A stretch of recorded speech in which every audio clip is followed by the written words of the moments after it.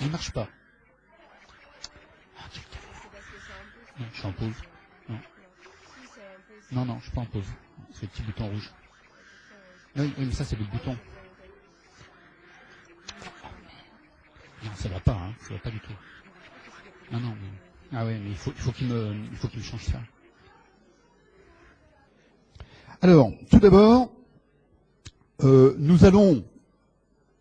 vais considérer comme acquis ce que vous avez appris sur la base du crâne l'année dernière, et ça doit être absolument considéré comme acquis. Je n'y reviens pas, on a vraiment pas le temps, malheureusement, c'est très très court. Base du crâne, je n'en parlerai pas, mais j'y ferai référence. Deuxièmement, je vous mettrai un cours d'introduction au système nerveux qui, à mon avis, est tout à fait important, qui va définir le système nerveux somatique, végétatif, ce qui est du domaine conscient, inconscient, etc. Donc, tout ça, je vais le mettre en ligne en cours distance, et vous pourrez vous y référer si vous voulez, mais je ne le ferai pas directement aujourd'hui. Et je démarre directement sur les méninges.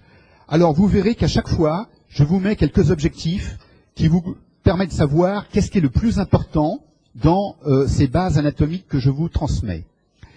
D'ailleurs, je vous donnerai un guide de l'examen dans lequel, pour chaque question, il y aura des questions tombables par rapport à l'examen final. Donc, vous aurez ce guide qui vous permettra de mieux réviser en fonction de l'examen qui vous est demandé. Par exemple, des questions de 6 minutes, par exemple, ou des questions, vous voyez, hein, ça sera bien indiqué. Alors, tout d'abord, les méninges, ce sont des feuillets conjonctifs qui vont envelopper, en fait, le système nerveux. Et, comme vous l'avez remarqué, déjà, vous avez déjà étudié tout ce qui est enveloppe osseuse, c'est-à-dire le crâne, avec la voûte, la calvaria et la base. Vous avez vu donc sa résistance, son rôle de protection. Et maintenant, nous arrivons sur un autre type d'enveloppe, des enveloppes conjonctives, les méninges. Et on va voir trois feuillets qui sont séparés en deux grands groupes.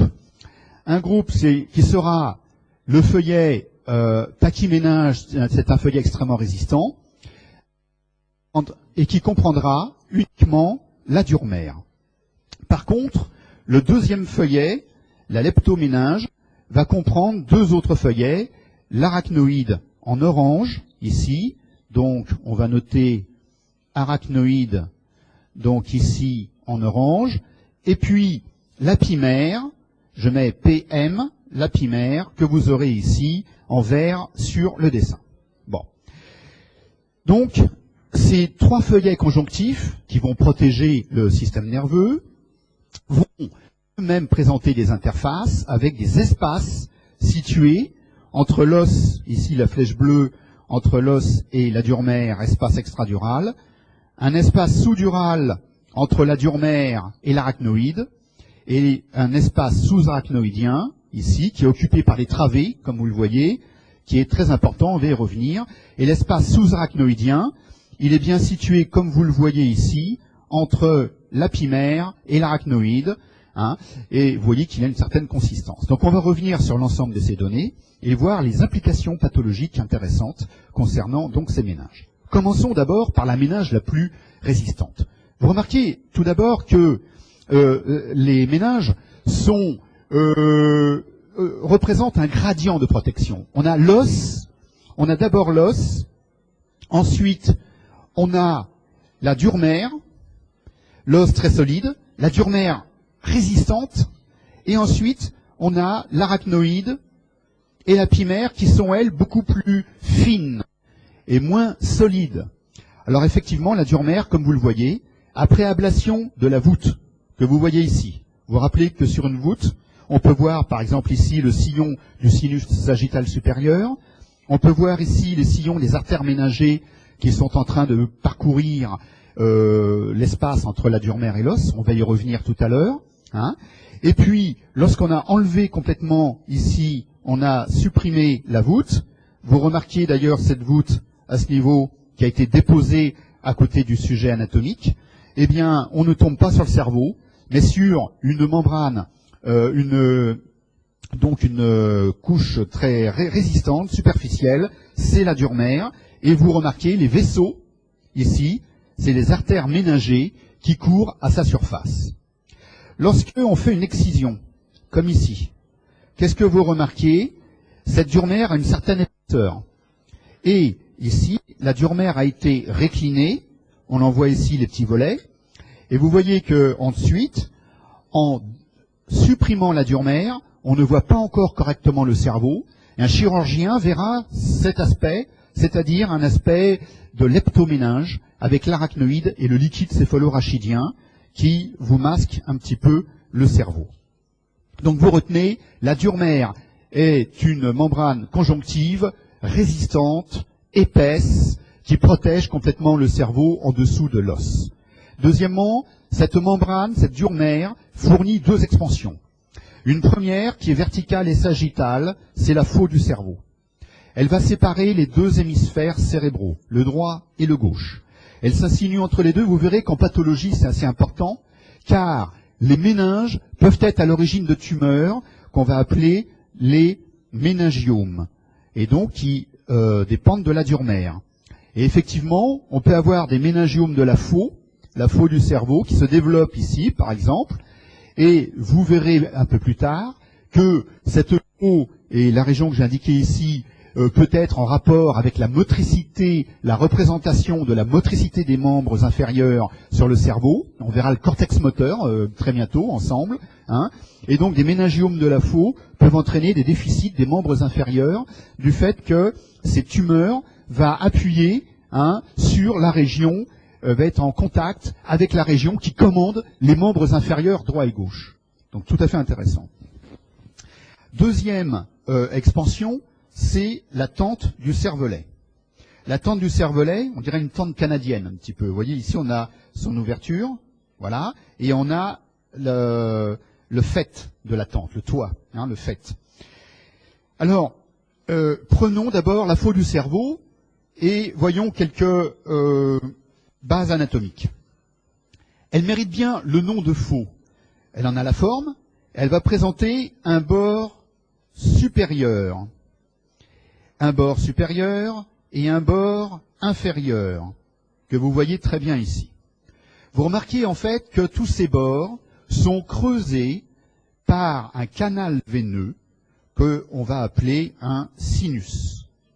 Donc, ces bords, le bord supérieur contient le sinus sagittal supérieur, alors que le bord inférieur contient le sinus sagittal inférieur. Vous voyez donc ici un dispositif très important qui va recevoir les veines corticales, les veines du cerveau, et qui va drainer tout le sang des veines corticales, voilà, pour ensuite être dispatché vers les deux veines du cou, qui sont les veines jugulaires, s'il vous plaît, les veines jugulaires internes. Voilà. Deuxièmement, à part le bord supérieur et le bord inférieur, on va décrire la base. La base de la faux. Donc, la base de la faux, donc cette partie, va s'insérer sur le faîte de la tente du cervelet. Donc, je rappelle que le faîte, c'est simplement, quand vous avez un toit comme ça, voilà, eh bien, le faîte, c'est la partie qui réunit les deux pans du toit, bien sûr, et donc la base de la faux s'insère sur le faîte, de la tente du cervelet. Enfin, en avant, le sommet de la faux va s'insérer sur une apophyse que vous connaissez dans l'étage antérieur de la base du crâne et qui est la cristagallie. La cristagallie, que je vous ai indiquée à ce niveau-là, qui est le sommet, cristagallie, flèche verte, voilà. Donc, au total, vous avez une cloison sagittale pure, qui s'infiltre dans la fissure longitudinale. La fissure longitudinale c'est tout simplement la fissure longitudinale, c'est la scissure interhémisphérique, c'est l'espace entre les deux hémisphères, et donc qui est au contact de la face interne, c'est ça qui est important, au contact de la face interne des hémisphères. Ça, c'est le plus important, car en cas de pathologie, ces deux faces seront éventuellement touchées. Ici, vous avez une photo, où on a fait une hémisphérectomie. Vous voyez la faux qui est verticale, et vous voyez la tente du cervelet qui est plus horizontale. Et on a enlevé tout l'hémisphère gauche. Et vous voyez que sous la faux du cerveau, il y a ici une zone où on voit un petit peu de cerveau au-dessus du corps calleux. Ça veut dire que le cerveau peut s'infiltrer, le cerveau peut passer en dessous de la faux, et c'est ce qu'on appelle un engagement falciforme, un engagement un engagement sous la faux ou falcoriel. Voilà. Donc, vous reverrez ça en pathologie, l'engagement sous la faux, lorsqu'une tumeur va se développer, va prendre du volume et refouler avec un effet de masse que vous allez voir sûrement en radio. Vous allez voir comment il va refouler le cerveau, qui va passer sous la faux pour passer de l'autre côté. Essayer de trouver de la place. Voilà. Alors en imagerie, qu'est-ce que ça donne? Ici à gauche, j'ai en anatomie une coupe sagittale avec l'avant, l'arrière, et vous voyez, au lieu de voir le cerveau, qu'est-ce que je vois? La faux qui a été sectionnée ici directement.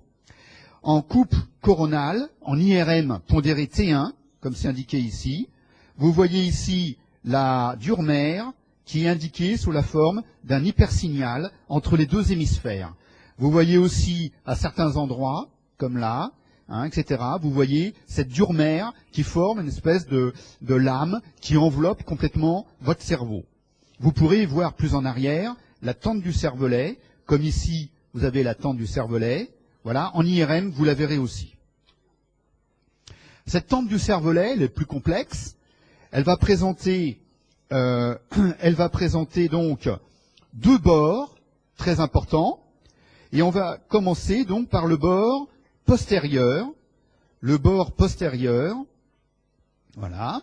Ce bord postérieur, on l'appelle aussi la grande circonférence.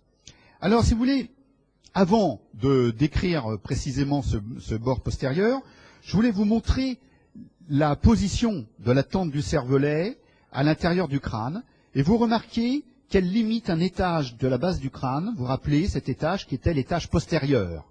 Et donc, la tente du cervelet va séparer deux grands volumes dans le crâne. Le volume sus-tentoriel et, voilà, merci. Et je vois que d'année en année, les traditions se maintiennent.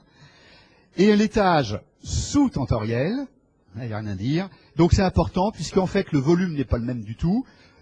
En sous-tentoriel, en fait, le volume est très réduit. Vous avez l'os occipital et vous avez la tente du cervelet qui cloisonne complètement cet espace. Ça veut dire qu'en cas de lésion qui occupe de l'espace, la pression intracrânienne va augmenter.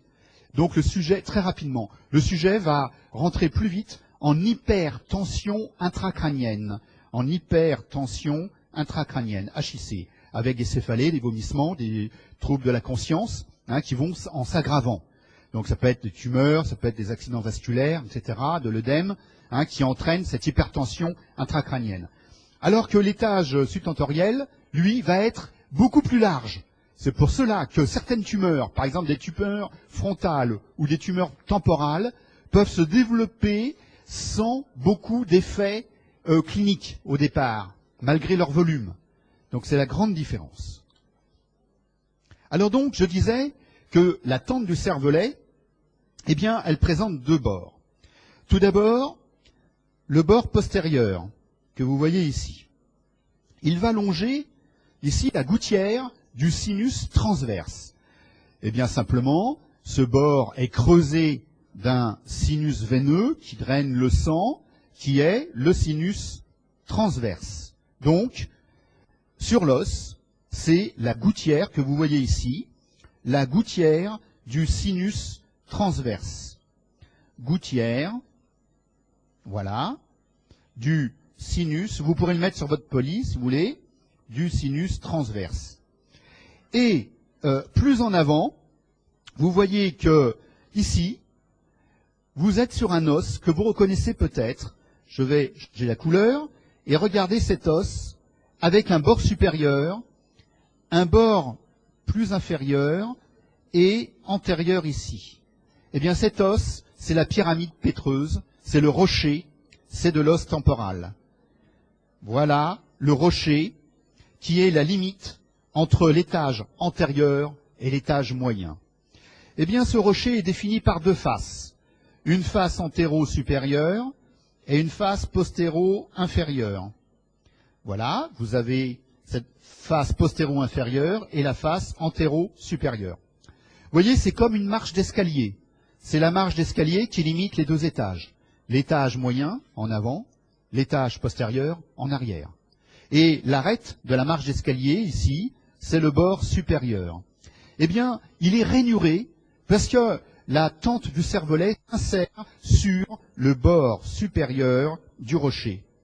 Bord supérieur du rocher, donc je voulais indiquer à ce niveau-là. Et justement, un sinus veineux va cheminer aussi dans cette partie, et ce sera le sinus pétreux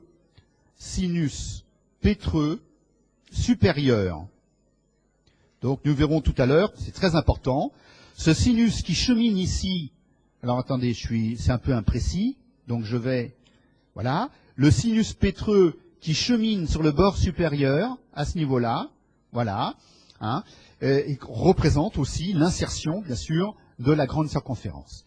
Et enfin, où va se terminer la grande circonférence? Sur l'apophyse clinoïde postérieure, que voici. Vous vous rappelez, la selle turcique, le siège du pilote, hein, le pilote c'est l'hypophyse, il y a la selle turcique avec l'hypophyse dedans, en avant deux clinoïdes antérieurs, le pilote peut les prendre si vous voulez, et en arrière, les deux clinoïdes postérieurs, eh bien les voici, avec insertion de la grande circonférence. On peut passer maintenant à la petite circonférence, ou bord antérieur. Eh bien là, c'est assez simple, parce que cette petite circonférence qui est là, elle est libre. Elle est libre, et va former le foramen ovale de Pacchioni. Eh bien, ce foramen ovale est très important, puisque c'est le passage, il va assurer le passage du tronc cérébral, et notamment du mésencéphale, qui va faire sa jonction avec le cerveau, c'est-à-dire avec le dit encéphale. Donc on verra cette région, bien sûr, très bientôt. Voilà. Donc, la tente du cervelet cloisonne la fosse postérieure, mais pas complètement. Il faut laisser un orifice pour laisser passer le tronc cérébral qui doit faire sa jonction. Et grâce à cette jonction, les grandes voies, par exemple, les voies de la motricité qui viennent du cerveau, les voies de la sensibilité qui viennent de la moelle, vont pouvoir traverser toutes ces régions sans problème. Eh bien, ce bord antérieur se termine sur les clinoïdes antérieurs. Voilà. Sur l'apophyse, clinoïde antérieur, j'ai mis un point ici, et je mets apophyse, clinoïde antérieur. Voilà l'insertion, la seule insertion osseuse de la petite circonférence ou bord antérieur de la tente du cervelet. Vous imaginez sûrement qu'est-ce qui peut reposer dessus, puisque le cerveau est situé ici. En arrière, qu'est-ce qu'on a? On a le lobe occipital qui repose dessus. Et en avant, dans la fosse temporale, dans l'étage moyen, vous avez le lobe temporal qui repose ici.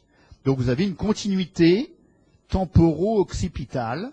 Voilà, le cerveau, qui va être situé dessus, temporal et occipital, en véritable continuité. Ce qui veut dire que de temps en temps, lorsque vous aurez une tumeur qui va prendre de l'espace dans le lobe temporal, eh bien, éventuellement, le lobe temporal peut faire saillie dans le foramen ovale de Paccioni, et c'est ce qu'on va appeler, à ce moment, un engagement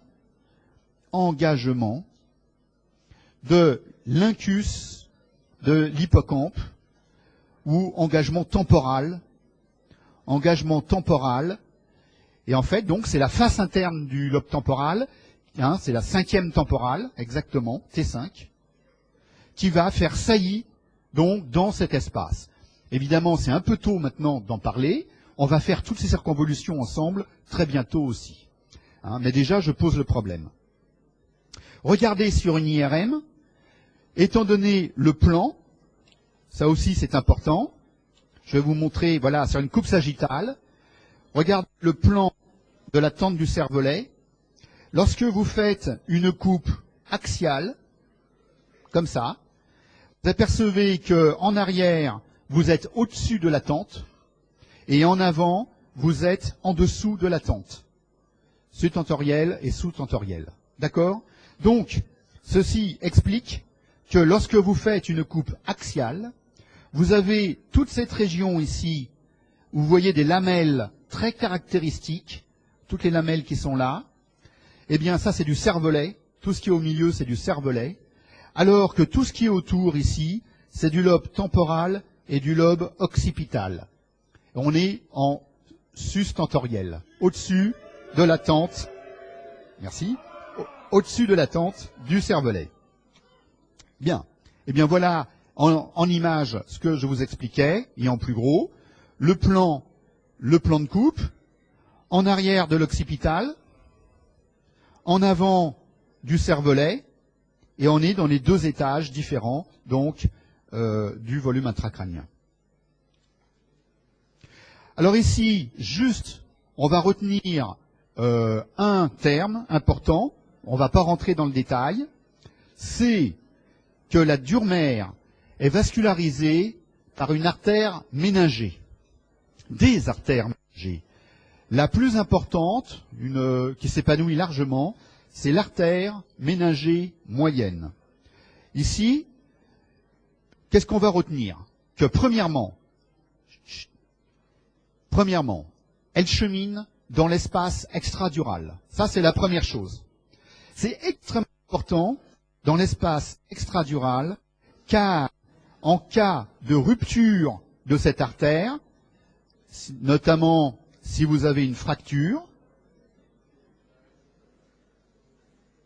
bien, donc, premièrement, l'artère méningée, elle est en position extradurale, d'où la possibilité de développement d'hématomes extraduraux en cas de fracture de la région pariétale et temporale, de l'os pariétal et temporal, comme on le voit ici, et qui va directement toucher l'artère parce qu'elle est en position extradurale. Elle est juste sous l'os, avec un risque d'hématome extradural. Ça, c'est une urgence neurochirurgicale, et vous voyez la forme en lentille biconvexe qui est absolument caractéristique, lentille biconvexe qui est tout à fait caractéristique. Deuxièmement, cette artère donc vascularise bien sûr la dure-mère et essentiellement toute la partie moyenne. Alors il y a une artère méningée antérieure, une méningée postérieure aussi, hein, donc toute la dure-mère est prise en charge par ces artères méningées, qui sont en fait des branches ultimes du territoire carotidien externe, en fait. L'innervation, là c'est pareil, on va retenir que deux termes. On va retenir que l'innervation, il y a une innervation de la dure-mère, premier point, et que deuxième point, cette innervation dépend essentiellement de deux nerfs principaux, selon qu'on est au-dessus de la tente ou au-dessous de la tente. Au-dessus de la tente, c'est le nerf trijumeau qui donne la principale innervation de la dure-mère, et en dessous de la tente, c'est les nerfs mixtes et le nerf pneumogastrique, 10e paire des nerfs crâniens. 10e paire, nerf pneumogastrique. Voilà. On va revenir sur ces nerfs, bien sûr, plus tard. Voilà. Alors je vais passer. On regarde la leptoméninge maintenant. Donc on a une vue d'ensemble.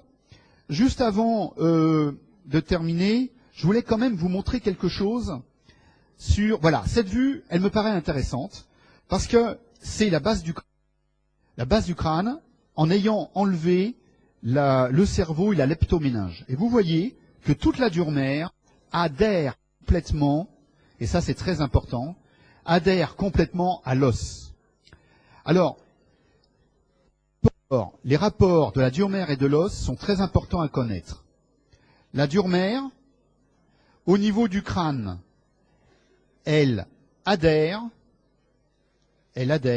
alors qu'au niveau du rachis, il existe un espace épidural, elle n'adhère pas du tout, et il y a un véritable espace épidural qui est rempli de graisse et de veines, de la graisse épidurale. Et ça, c'est au niveau du rachis. Vous voyez, c'est très important de voir comment cette dure mère sur la photo, on le voit très très bien, c'est comme un parachute qui serait tombé sur la base du crâne et qui serait accolé complètement sur toute l'étendue des 3 étages de la base du crâne. Donc, on va poursuivre et aller directement sur la leptoméninge. La leptoméninge, ce sont 2 feuillets. Tout d'abord l'arachnoïde, puis la pimère. Alors, regardez cet aspect, déjà, sur le plan d'une dissection, où vous voyez, cette fois-ci, un feuillet beaucoup plus transparent, beaucoup plus fin. Ici, c'est l'arachnoïde. Si vous prenez un scalpel et vous faites une incision, vous verrez du liquide céphalo-rachidien ou cérébrospinal, pour parler plus en nomenclature internationale, s'écouler, car l'arachnoïde piège le liquide céphalo-rachidien, qui est compris entre l'arachnoïde et la pimère. Voilà. Alors, sur ce dessin, où on a l'os, vous savez que ce sont les os plats, c'est les os, par exemple, du pariétal, par exemple, l'os pariétal, avec donc une très particulière des os plats, et la diploée que vous retrouvez en dedans, voilà, dans la partie la plus interne, les tables externes, la table interne, c'est les parties les plus denses de l'os plat, un os plat, table externe, table interne, diploée entre les deux. En vert, vous avez la dure mère, bien sûr. En orange, vous avez l'arachnoïde. Et vous voyez que l'arachnoïde présente quelque chose d'intéressant. C'est que, premièrement, elle adhère à la dure mère. Donc, elle tapisse complètement la dure mère, y compris les expansions. Et deuxièmement, elle donne de très nombreuses travées que vous remarquez ici, qu'on appelle aussi des trabéculations. Vous verrez le terme, très souvent, des trabécules ou trabéculations. Ce sont des travées d'arachnoïdes qui vont se terminer sur la pimère. Donc, l'arachnoïde est situé en dessous, en dedans de la dure mère. Enfin, cette arachnoïde est très particulière puisque au niveau des sinus veineux, que voici, je rappelle que les sinus veineux, ce sont des canaux qui sont creusés autour des expansions de dure mère et qui drainent les veines corticales. Eh bien, au niveau du sinus sagittal supérieur, vous voyez apparaître des granulations arachnoïdiennes, et ces granulations ont un rôle important dans la résorption du liquide céphalo-rachidien, ou cérébrospinal, si vous voulez, par le sinus veineux. Donc, le liquide se retrouve sang veineux. D'accord ? Voilà pour cet arachnoïde. Enfin, vous avez le dernier feuillet qui est la pimère. Alors cette fois-ci, on change complètement de registre. Comme vous le remarquez très bien sur ce dessin, la pimère, cette fois-ci, au lieu de tapisser complètement le crâne et les enveloppes qui sont sous le crâne, comme la dure mère ou l'arachnoïde, cette fois-ci, la pimère est le seul feuillet qui adhère totalement au système nerveux central. Et quand je dis adhère totalement, je veux dire que lorsqu'il existe un sillon, regardez ici, on a la pimère qui s'invagine à l'intérieur du sillon, donc dans les moindres recoins, les moindres sillons, la pimère adhère au système nerveux. ce dispositif est important dans la mesure où ça va entraîner l'existence de dilatation des espaces sous-arachnoïdiens qu'on va appeler des citernes. Donc, entre le système nerveux et l'arachnoïde, l'espace sous-arachnoïdien peut être plus ou moins dilaté. Lorsqu'il est dilaté, ça sera une citerne. Voilà la définition même, dilatation des espaces sous-arachnoïdiens. Ici, on fait une dissection. Le sujet est vu en vue supérieure. On a enlevé la calvaria, la voûte, et voilà, on a essayé d'enlever la dure mère. Évidemment, on ne peut pas enlever la dure mère au milieu. Pourquoi? Parce qu'il y a une expansion sagittale et médiane qui est bien sûr la faute du cerveau. Et il fallait la désinsérer pour pouvoir enlever cette région médiane. Là, on l'a pas fait.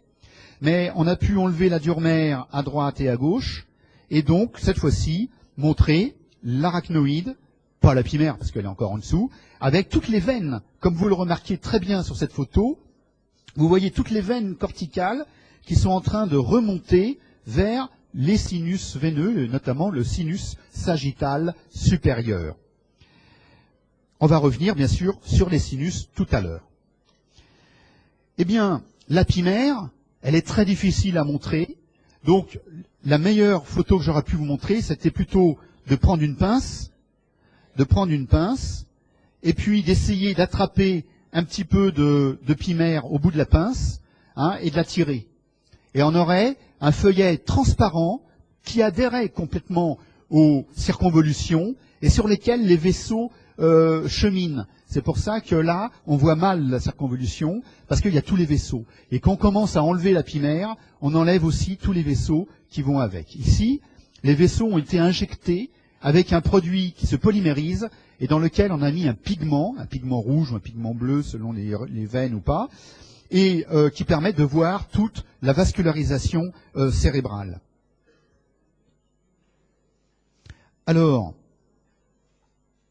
maintenant, on a bien compris qu'il y avait trois feuillets, la dure mère, l'arachnoïde, la pimère, et que ces trois feuillets forment un gradient de protection, depuis l'os qui est très solide, la dure mère très résistante, puis l'arachnoïde et la pimère beaucoup plus molles. Eh bien, entre ces espaces, on en a un peu parlé, il existe des espaces. Le premier espace, l'espace extradural, il est totalement virtuel, donc extradural. Lui, il est virtuel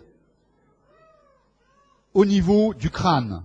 Et je rappelle que au niveau du rachis, il existe un espace épidural rempli de graisse.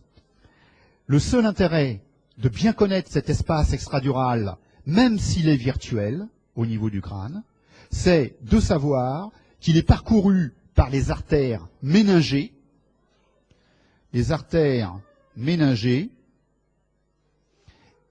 et donc peut-être à la source des hématomes extraduraux en cas de rupture de ces artères, comme je vous l'ai montré tout à l'heure. Voilà. Premier espace. J'ai fait ici un décollement de la dure mère tout à fait pathologique, juste pour montrer où est situé l'espace extradural, entre l'os en dehors et la dure mère en dedans. Et j'aurais pu mettre un petit vaisseau à l'intérieur.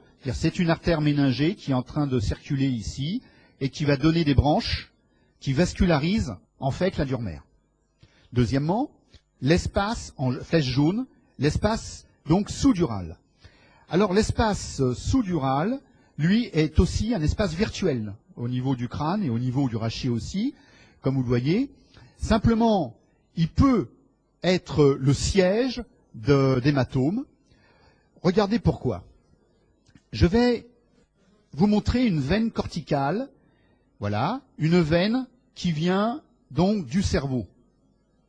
Voilà. Et vous voyez que cette veine corticale, elle est en train de se drainer dans le sinus veineux. Une veine, c'est fragile. Et qu'est-ce qu'elle fait? Elle traverse une interface méningée, avec notamment ici de la dure mère, qui est très solide, très résistante. Vous imaginez sur un cerveau, où on a par exemple une atrophie corticale avec des espaces sous-arachnoïdiens très dilatés, très grands. Ces veines sont plus fragilisées dans ces grands espaces tout à fait anormaux. Et surtout, si le sujet a des risques de saignement, il est sous antivitamine K, ou il a des déficits qui peuvent entraîner donc des hémorragies facilement, eh bien, à ce niveau, au niveau du drainage, avant le drainage donc des veines dans les sinus, il peut y avoir un hématome qui se forme et le sang veineux va ici se passer dans l'espace virtuel, dans l'espace sous-arachnoïdien, donc décoller l'espace sous-arachnoïdien. Donc c'est ce qu'on appelle un hématome sous-dural. Hématome sous-dural, donc c'est voilà, donc normalement évidemment c'est virtuel d'habitude, mais l'hématome sous-dural peut se développer. Comme vous le voyez, c'est du sang veineux, c'est à faible pression, alors que l'artère méningée extradurale, artère méningée, elle, c'est forte pression, et ça va vite. En quelques heures, vous allez avoir une hypertension intracrânienne avec gros hématomes que je vais montrer tout à l'heure au scanner en lentille biconvexe. Eh bien là, non. Là, c'est beaucoup plus lent. Hein, c'est beaucoup plus lent, et ça peut être même chronique. Ça peut durer des semaines même. Vous voyez, l'hématome sous-dural est de constitution beaucoup plus lente. Enfin, il nous reste un troisième espace. C'est l'espace sous-arachnoïdien. On va le faire d'une autre couleur. Espace sous-arachnoïdien, il est là, situé donc entre l'arachnoïde et l'apimère. Alors lui, il est très important. Pourquoi? Parce que l'espace sous-arachnoïdien va contenir, regardez, entre l'arachnoïde et l'apimère, du liquide céphalorachidien, ou cérébrospinal, hein, c'est pareil, LCS, liquide céphalorachidien. Très important, c'est lui que vous allez prélever en ponction lombaire pour analyse, et voir aussi si jamais il y a eu un saignement, une hémorragie méningée. Ensuite, il va contenir des artères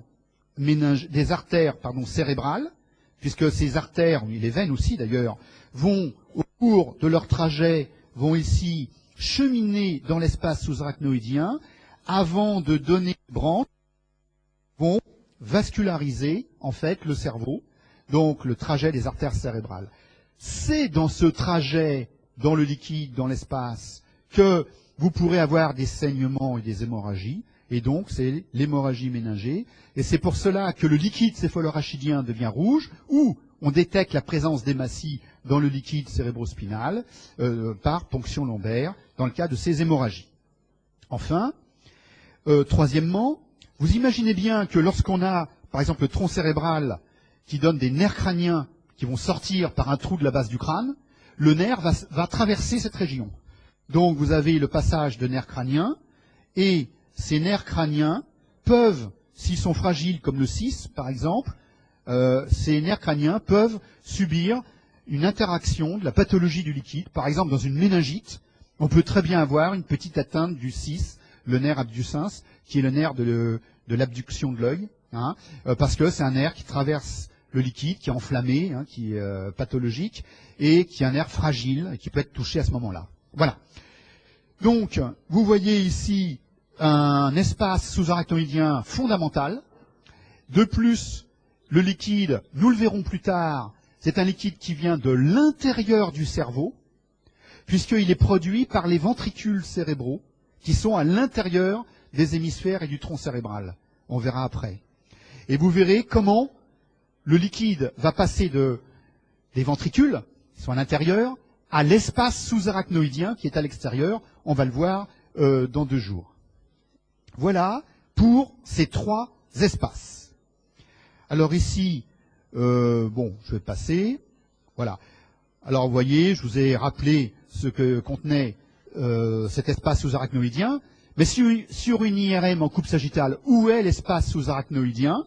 Eh bien, regardez, ici vous avez tout le clivus, par exemple, c'est l'os, hein, de la région de l'apophyse basilaire de l'os occipital et le dos de la selle turcique. Bon. Et là, vous avez le tronc cérébral, mésencéphale, pont et bulbe. Eh bien, entre les deux, ici, entre les deux, toute cette région en hyposignal comprend du liquide céphalorachidien, c'est de l'espace sous-arachnoïdien. Et bien sûr, là, vous avez toutes les zones qui sont autour du système nerveux, sont enveloppées d'un matelas de liquide céphalorachidien. Bon. Un matelas de liquide céphalorachidien qui, je le rappelle, redescend jusqu'en bas du rachis. Hein, ça enveloppe le cerveau et la moelle spinale. Hein, c'est tout à fait fondamental. Alors, là, voilà, juste pour rappel, maintenant, la pathologie de ces espaces. Donc, un hématome extradural, je vous l'ai déjà montré, mais rappelez-vous bien, terme de lentille biconvexe, tel qu'on le voit ici, qui est lié vraiment à une augmentation de pression du sang, hein, de l'hématome, qui refoule complètement votre hémisphère. Et tout à l'heure, je vous disais, attention, il peut y avoir des effets de masse. Regardez l'effet de masse ici. Vous voyez? Là, il y a un refoulement complet de la ligne médiane. C'est un effet de masse caractéristique. Hein, il y a souffrance ici, importante, au niveau cérébral. Effet de masse. Par contre, l'hématome sous-dural va faire une petite lentille, hein, qui ne sera pas biconvexe. Regardez ici, hein, absolument pas biconvexe. Et elle va suivre la forme, en fait, de ces espaces virtuels, les espaces sous-duraux. Hein, hématome sous-dural. Et enfin, lorsqu'on fait une hémorragie sous-arachnoïdienne, eh bien, on peut le voir au scanner, tout simplement, lorsqu'il y a assez de sang. Et vous voyez, normalement, les espaces sous-arachnoïdiens, là ici, il y a des espaces sous-arachnoïdiens, vous avez un hyposignal, c'est le liquide. Hein. Eh bien, lorsqu'il y a une hémorragie, par exemple ici, il doit y avoir une hémorragie plutôt antérieure, dans la région de la cérébrale antérieure, ou de la communicante sûrement, eh bien regardez, tous les espaces, comment ici sont en hypersignal, tout ça c'est en hypersignal, blanc, voyez, et qui signifie qu'il y a du sang dans les espaces sous-arachnoïdiens. Donc très intéressant. Voilà. Alors, tout à l'heure, je vous ai décrit le terme de citerne, donc je vais peut-être passer. Les grandes citernes importantes, il y en a une ici, à l'angle entre le pont et le cervelet. On va y revenir plus tard. C'est la citerne de l'angle ponto-cérébelleux. Là, il est hors de question de vous en parler maintenant. J'ai absolument pas le temps. Vous avez une citerne qui est appelée chiasmatique. Chiasmatique. Voilà. Là, vous avez le chiasma. Là, c'est pareil, c'est un peu tôt pour vous en parler parce qu'on n'a pas fait le diencéphale. On va y revenir. Hein, ne vous inquiétez pas. Et vous avez surtout une citerne médulo-cérébelleuse,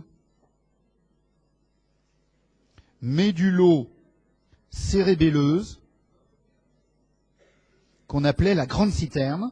Et cette citerne, elle est là. Médulo, ça veut dire moelle allongée, c'est le bulbe, hein, la moelle allongée, MA, moelle allongée. C'est donc entre la moelle allongée et le cervelet. Et ça, c'est important, parce que cette citerne, normalement, est bien présente, mais parfois le cervelet peut s'engager dans le foramen magnum, et donc prendre la place de la citerne, elle va disparaître, hein, la citerne médulo-cérébelleuse, qu'on appelait la grande citerne. Voilà. Alors je vais terminer simplement sur un petit mémo sur les sinus veineux, parce que c'est important, et on fera une petite pause. Alors, les sinus veineux, vous les avez vus, ce sont des canaux veineux creusés dans la dure mer, point important, creusés dans la dure mer, et surtout, il faut savoir que tous ces sinus veineux convergent vers les veines jugulaires internes pour drainer le sang du cerveau. Voilà. Donc ça, c'est le point essentiel. 1, des canaux veineux. 2, dans la dure mer. 3, convergent sur les veines jugulaires internes. Alors, bien sûr, on peut être plus précis, on peut aller... Bon, mais là, c'est l'essentiel. Alors, regardons ce système. Tout d'abord, ici, on s'aperçoit bien qu'ils sont en rapport avec les expansions, hein, beaucoup. Les expansions de dure mer, c'est-à-dire la faux et la tente du cervelet. Alors, vous avez d'abord un groupe postéro-supérieur. Le groupe postéro-supérieur. En effet, l'avant est ici, l'arrière le haut et le bas. Normalement, vous avez le dessin avec vous, avec le poli.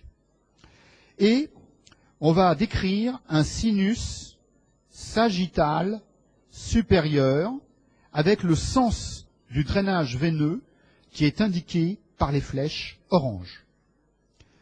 Vous avez ensuite, en dessous, le sinus sagittal inférieur qui longe le bord inférieur de la faux, qui draine aussi, bien sûr, les veines corticales. Ce sinus sagittal inférieur va ensuite être drainé par le sinus droit. SD égale sinus droit. Chut. Sinus droit. Regardez comment, ici, le sinus droit reçoit bien tout le sang du sinus sagittal inférieur, mais aussi, et là ça a été coupé, le sang veineux de veines cérébrales internes, des veines profondes, des veines cérébrales internes. Et là, ce sont des veines qui sont très profondes à l'intérieur du cerveau. Donc, je ne sais pas si on pourra en parler, sauf ceux qui feront l'UE, où on doit normalement en parler un peu plus. Voilà. Ensuite, vous voyez que le sinus droit conflue avec le sinus sagittal supérieur ici. Alors cette zone de confluence, voilà, c'est ce qu'on appelle le torcular.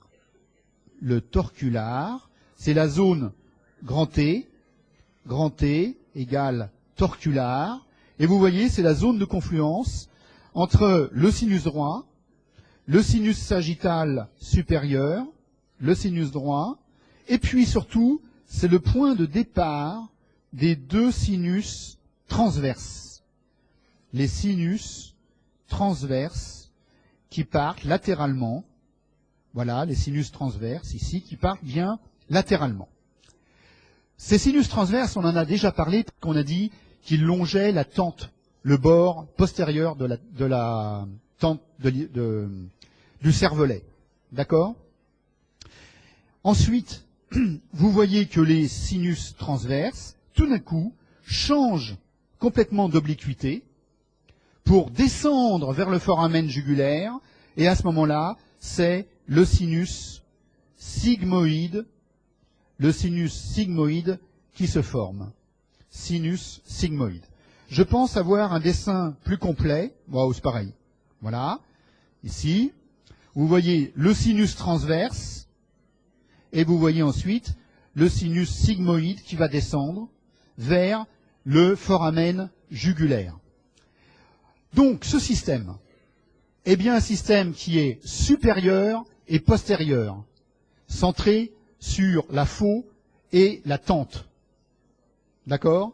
Supérieur et postérieur, ou postéro-supérieur, si vous voulez. D'accord ? Centré sur la faux du cerveau et sur la tente. Il y a maintenant un deuxième système. C'est le système centré sur le sinus caverneux. Alors, c'est un groupe de sinus antéro-inférieur. Il est centré sur le sinus caverneux. Là, c'est pareil, je vais extrêmement résumer, parce qu'on n'aura pas le temps. Le sinus caverneux, lorsque vous regardez ici la dure mère sur la base du crâne, vous voyez peut-être ici l'étage antérieur qui se termine comme ça, avec les clinoïdes antérieurs. Clinoïdes antérieurs, là et là. Vous voyez ici la région de la lame criblée de l'ethmoïde, avec la cristagalie. Vous voyez le foramen magnum, tout en bas. Et vous voyez le rocher avec l'insertion de la tente du cervelet. Eh bien, la dure mère qui tapisse tout, elle tapisse ici la selle turcique, et tout d'un coup, regardez là, elle redescend vers la base du crâne. Donc, c'est la paroi latérale de la selle turcique. Eh bien, cette paroi latérale de la selle turcique, que vous voyez redescendre comme ça, vue par-dessus, elle est dédoublée, et c'est le sinus caverneux, tout simplement. C'est tout. C'est très simple. Le sinus caverneux est situé dans la paroi latérale de la selle turcique. Et surtout, ce qu'il faut comprendre, c'est que son origine, il commence au niveau de la fissure orbitaire supérieure. Et ça, c'est important. Hein. La forme de... Donc, bon, on va prendre la terminologie internationale. La fissure orbitaire supérieure qui est située au fond de l'orbite. Voilà. Donc, tous les éléments qui rentrent dans l'orbite, à part le nerf optique puis l'artère ophtalmique, bien sûr, hein, toutes les structures qui traversent le fond de l'orbite vont aussi traverser le sinus caverneux. Ça, c'est très très important. Alors, regardons, voilà ce système. Vous voyez, de chaque côté de la selle turcique, vue par-dessus. Et si on fait une coupe sagittale, donc le plan de coupe ici comme ça, voilà, un plan de coupe, eh bien on a le haut, en dedans, en dehors, en bas. C'est une coupe coronale, et on voit l'hypophyse, et on voit alors, de chaque côté de l'hypophyse, toute la dure mère qui s'est dédoublée comme ça, et qui est le sinus caverneux. Alors, quels sont les éléments qui traversent le sinus caverneux? Ce sont donc tous les éléments, le contenu, c'est tous les éléments qui traversent la fissure orbitaire supérieure. C'est-à-dire, alors, premièrement, il y a une artère. Alors, attends, non, justement, je peux en parler tout de suite. Alors, premièrement, il y a des nerfs destinés à l'œil, les nerfs oculomoteurs. Le 3, en haut. Troisième paire, des nerfs crâniens, on va y revenir plus tard. Hein. Ensuite, la quatrième paire des nerfs crâniens. Donc le 3, c'est le nerf oculomoteur. Le 4, c'est le nerf trochléaire. Ensuite, vous avez le 3, le 4. Ensuite, vous avez donc le 5, mais la première branche sensitive du 5, 5-1, qu'on appelle le nerf ophtalmique. Le nerf ophtalmique de Willis, nerf ophtalmique. C'est la première branche sensitive du trijumeau. Vous verrez que le trijumeau, c'est le nerf qui assure la sensibilité de la face. Et tout en bas, mais qui n'appartient déjà plus, là, je vous ai mis à titre indicatif le 5-2, deuxième branche du nerf trijumeau, et c'est le nerf maxillaire. Voilà, nerf maxillaire, mais qui est déjà beaucoup plus bas hein, de cette paroi.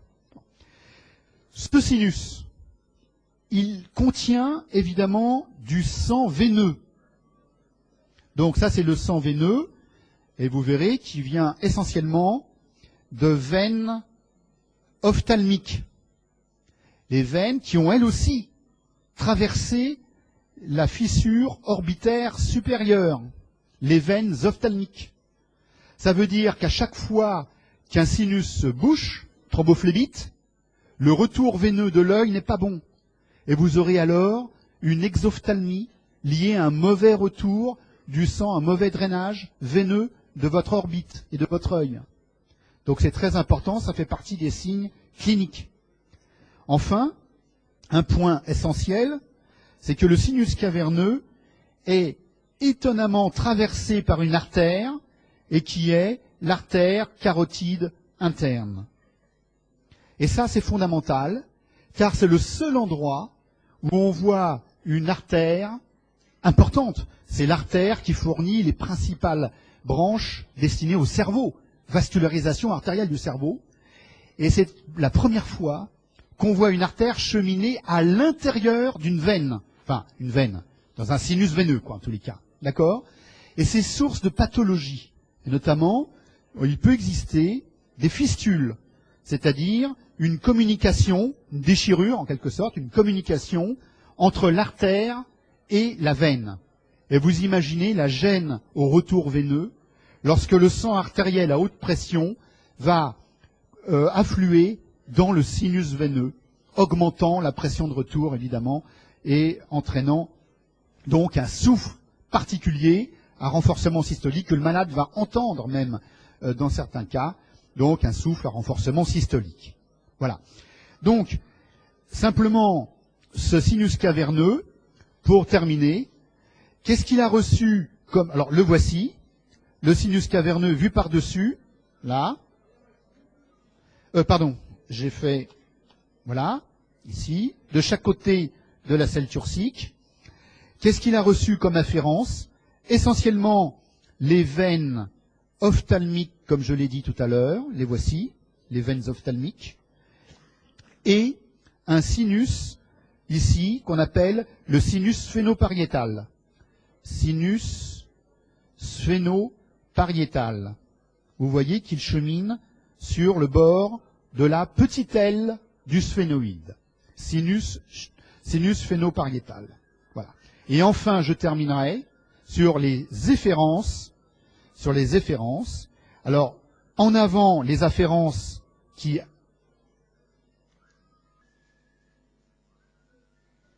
C'est bon. Donc, les afférences étaient le sinus donc sphénopariétal et les veines ophtalmiques. Et vous avez maintenant les deux efférences dont je vous ai... Enfin, une, je vous en ai parlé tout à l'heure. C'est le sinus pétreux supérieur. Voilà. Et vous voyez où il chemine ici, sur le sommet du rocher, le bord supérieur du rocher, d'accord. Et la deuxième efférence qui descend ici vers le foramen jugulaire, c'est le sinus pétreux inférieur. Et regardez comment il va redescendre ici vers le foramen jugulaire, dans une suture qui est comprise entre l'occipital et le rocher. On le voit bien ici, entre l'occipital et le rocher, suture pétro-occipitale. Les deux sinus, donc, permettent le drainage du sinus caverneux, soit directement dans la veine jugulaire, c'est le cas du pétreux inférieur, soit au travers du sinus sigmoïde, comme on le voit ici, pour le sinus pétreux supérieur. Voilà.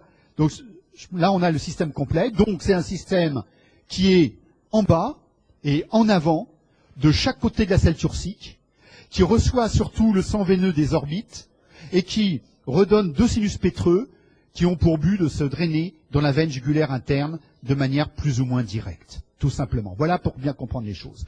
Et donc j'arrête là 5 minutes pour... voilà, le reste, c'est bon. On fait une petite pause pas trop longue. Et voilà.